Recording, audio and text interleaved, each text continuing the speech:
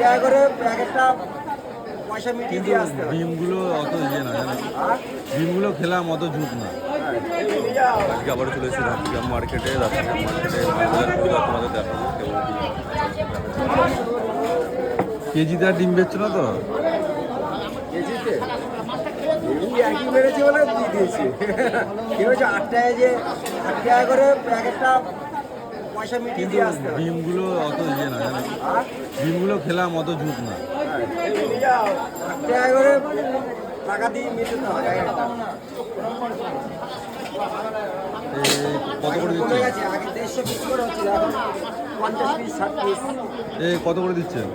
700 টাকা। আর ওইটা এবারে 550 টাকা হবে, একটা ছোটো আছে, ধরো ওইগুলো থেকে এইগুলোর মধ্যে বেশি জানা থাকে। এটা যদি 4 দিন থাকে, এটা থাকবে 8 দিন।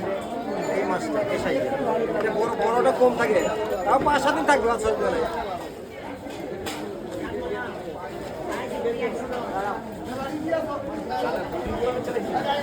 মাথায় আবার ফোন করি দেয়